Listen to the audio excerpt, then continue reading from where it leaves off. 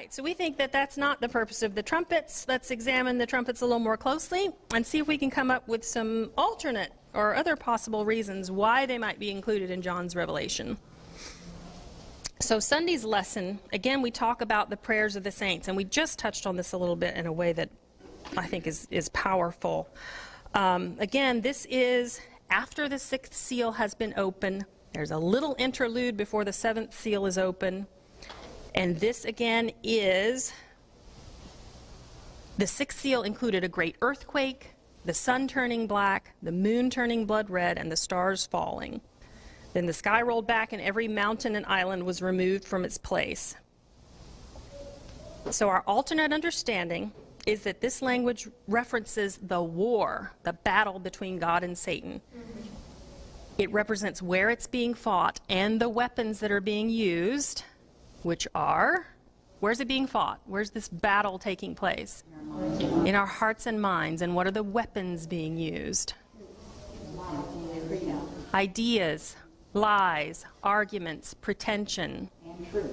And truth, exactly.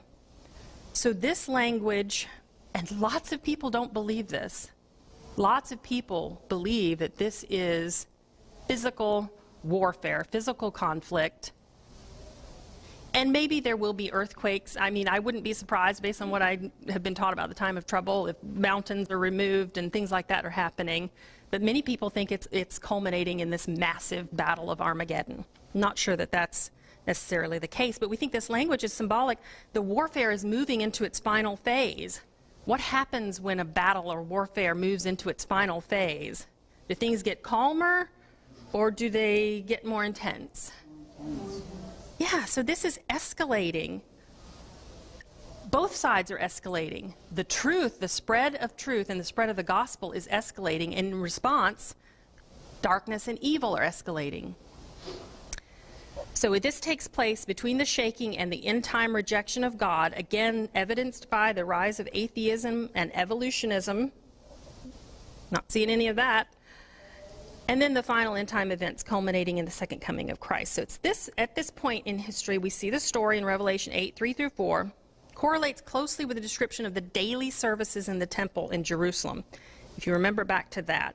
In the evening sacrifice, the lamb was brought, placed on the altar of burnt offering. The blood was poured out at the base of the altar. Then an appointed priest took the golden censer. You know what a censer is? It's the little ball thing that holds incense. Just a little aside, I spent a good portion of my life married to a practicing Catholic.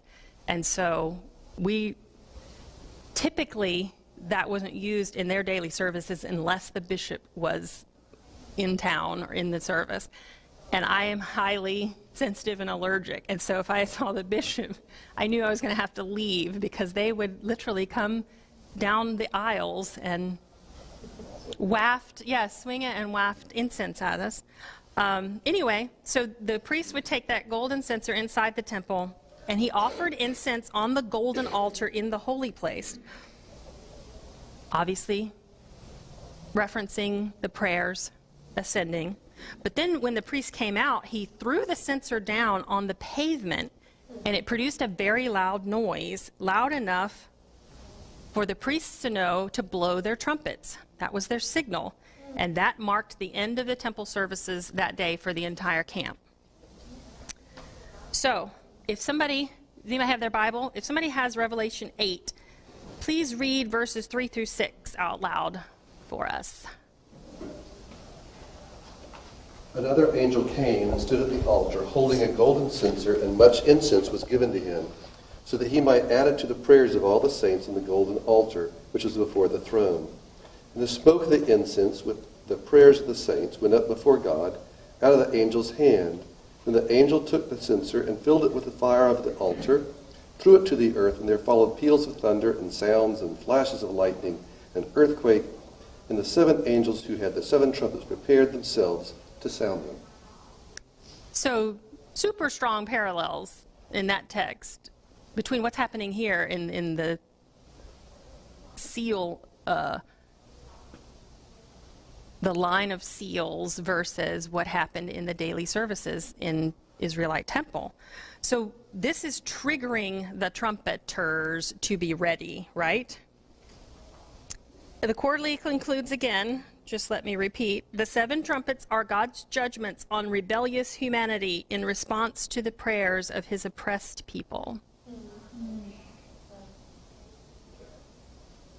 Just let that breathe. So, I'm going to read the same Revelation 8 passage from the Remedy. We can just compare and contrast.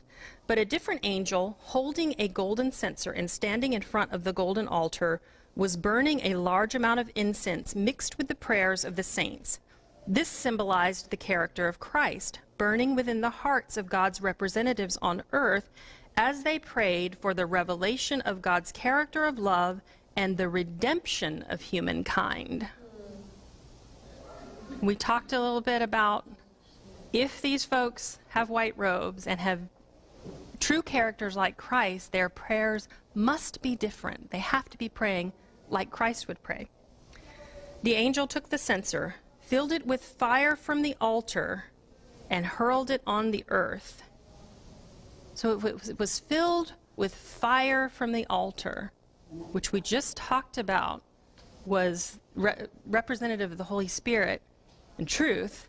He filled it with fire from the altar. What did it contain? The fires of truth and love.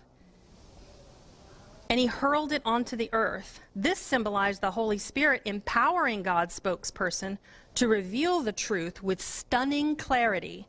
There was an incredible shaking of the minds of the people, accompanied by flashes of brilliance that battled rumblings of confusion and the thundering of opposition. Then the 7 angels holding the 7 trumpets prepared to sound them, which represents 7 warning messages of truth, trumpeting the approaching end and exposing Satan's counterfeits to God's remedy. Is that different? Breath of fresh air. Do you hear it different? It's a breath of fresh air. It's a paradigm shift. It's night and day different. Don't forget, this is also right around the time, we talked about this last couple of weeks, when the Holy Spirit is being withdrawn from the earth. Remember why? Not because he's fed up and done and time's up, because his dwelling place is the hearts and minds of his people. And as the more people close off their hearts and minds to him, he has no place to dwell. He's not going to force. He's going to go. He's going to give them up to their choices. But these 4 angels, they've been holding back the winds of strife. For what? What are they waiting for? They're waiting. Remember the 144,000 and the sealed of God? What did these folks represent? What was their purpose? There's an interlude here waiting for this to happen. To carry the message. Yes. The angels continued to hold, and these 7 trumpets did not sound until they were sealed. Because how many groups are there ultimately at the end of time? 2. There's always and ever only 2. How do we get there? How do we get to 2 when we have 34,000 different Christian denominations? My personal belief is I believe everyone alive at the end of time will be brought to the ultimate decision point where they choose fear or love, selfishness or giving.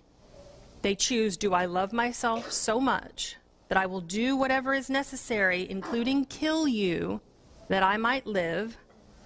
Or do they choose, do I love you so much that I will do whatever is necessary, including die, that you might live? This is the war. This is the battle that is being fought in these texts and in our own hearts and minds. And have you felt it? Have you been presented with that decision? Maybe not death. Maybe it's something way less than that. But you have to choose. Do I give myself in love, or do I do what I want? It's a constant battle. So how will every single living being on the earth be brought to this decision point? I believe it is these warning messages and events. These are going to be disasters and catastrophes that happen as the four winds are loosed. We don't have any idea. I mean, you got to figure some of them have lost their grip based on what's going on right now, but they're still holding, and it's going to get way worse. When those are loosed, these catastrophes, these disasters, they're going to get people's attention. And we're talking about even the most agnostic, the most atheistic folks are going to ask, what in the world is going on? What's happening? And they've been waiting for that to happen because the sealed of God need to have an answer, like we were talking about. They need to have a healing answer. They need to have an answer that makes sense and explains what is going on. And while there are hearts still open to hear, and we're going to see this in the first few trumpets, while the Holy Spirit's presence still is here in some element on this earth, a bunch choose love and are saved during that time because of the answer that we're going to be asked to give. But we also see when we look at the later trumpets that eventually, just as the sealed of God are so settled into the truth that they cannot be moved, we're going to see that there are those that are so sealed into the lies that they also can't be moved. And there's no degree of disaster or catastrophe or warning that's going to get through to them. So, when you hear warning messages of truth trumpeting the approaching end, do you hear that the same as God's judgments on rebellious humanity? Does that change your perspective? All right, Monday's lesson, the meaning of the trumpets. We're going to get through as many as we can. So, we'll breeze through the actual meaning of trumpets in biblical language and symbolic language. Most of the New Testament references to trumpets are right here in Revelation 8, 9, 10.